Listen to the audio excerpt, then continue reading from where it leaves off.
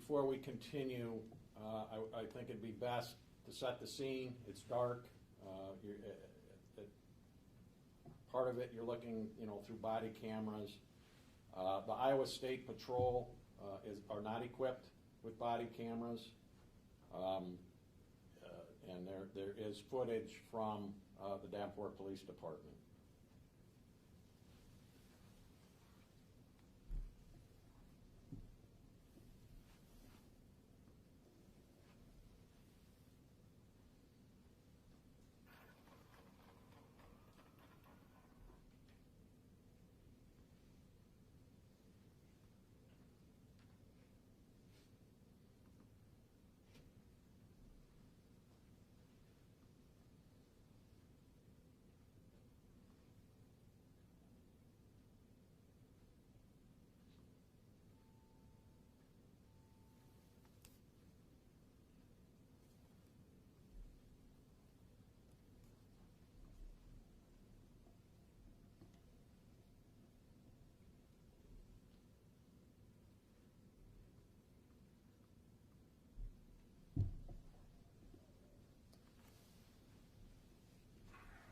This is an aerial view of what the scene.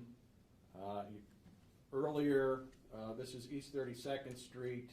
Carroll had come around this corner, came onto Kimberly, and then southbound on Kimberly. At the end of that video, he comes over here, loses control, coming around this corner, eventually kind of hits this ditch and vaults into the air. As lands kind of facing the wrong direction on Kimberly Road, and then the vehicle in that picture you just saw stops about here. The troopers are behind, as you heard him say. We have multiple bales, meaning people getting out of the car. You saw the driver getting out. They describe him as wearing a white hoodie. So the foot pursuit goes from this area across the street, and then there's a residence here on East 32nd. The troopers follow Carroll into this area on this side of the house. Later, Davenport and Bettendorf police officers are going to come down this side of the house. When they get in the area, this area by the house, on this side of the house, Trooper Voorhees has his taser out. You can hear in the audio him saying, I'm going to, in fact, it was in that section we just heard prior to the shots. You can hear him say, get down, I'm going to tase you. I counted approximately 15 times that officers requested Mr. Carroll to get on the ground. He never complied, and eventually that's what caused the shooting. Because had he gone to the ground any of those times, including after he shot at officers, he would not have been shot. So when they get to the east side of this residence, Trooper Voorhees has his taser out. He is gaining ground on Mr. Carroll. And when they get in this area over here, Carroll turns. He's armed and starts shooting at Trooper Voorhees. Trooper Voorhees goes to the ground, hits the ground purposely in an effort to obtain his firearm. He drops the taser, and Carroll continues to shoot. Trooper Swartz is behind Trooper Voorhees, sees the muzzle flashes, and as he describes it, hears the bullets snapping as they go by him. Both officers return fire, but Carroll continues to run Eventually, he's going to hit this creek, Pheasant Creek. He goes across he crosses the creek, comes out the other side, and at that time, officers are continuing to fire in that direction, continuing to tell him to get on the ground. And you'll see Carroll walks along the tree line,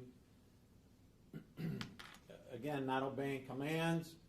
At that time, it also, from the officers on this side who come on this side of the house, there's also an appearance that he is moving actually closer to them. When he doesn't comply and officers continue to shoot, they eventually strike Mr. Carroll.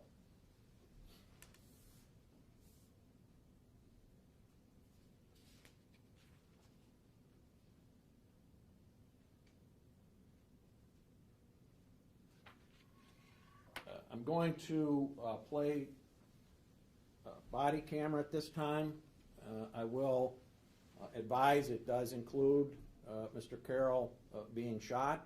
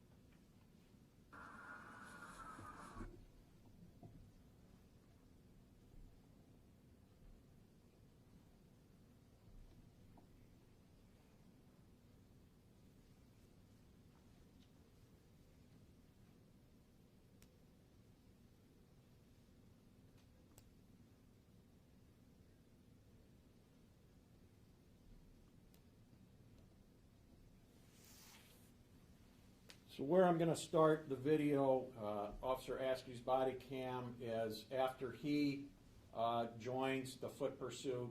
He's shortly behind the troopers, and again, he's going to go to the other side of the house. You'll hear the gunshots, and you'll hear the officers again demanding that Carroll get to the ground.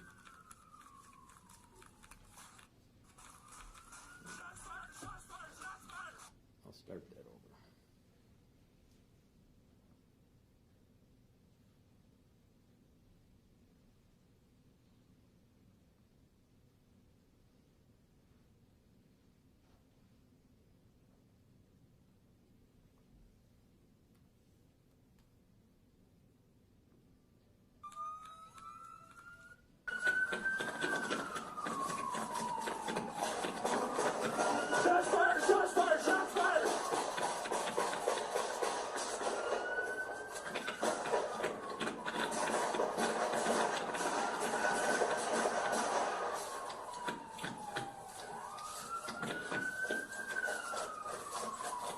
They're shooting! Run south!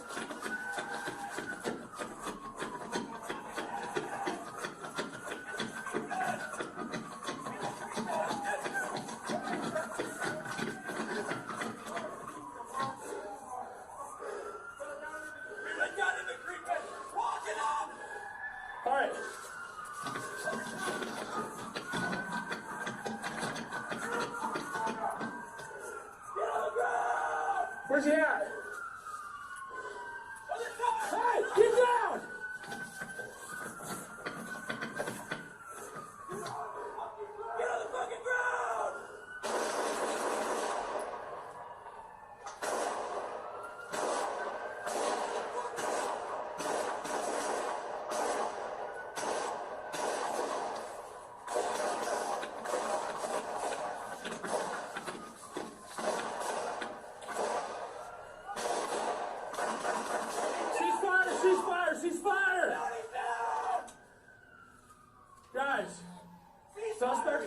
the SHIELD team to go to...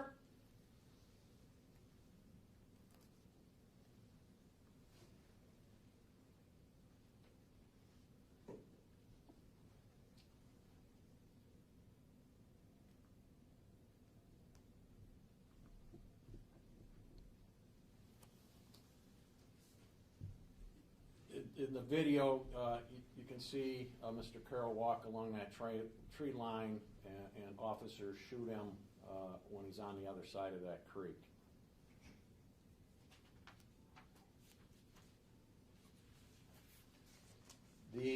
One of the passengers in Mr. Carroll's vehicle did observe him with a weapon shortly before he exited that vehicle. At the crime scene, or at the scene,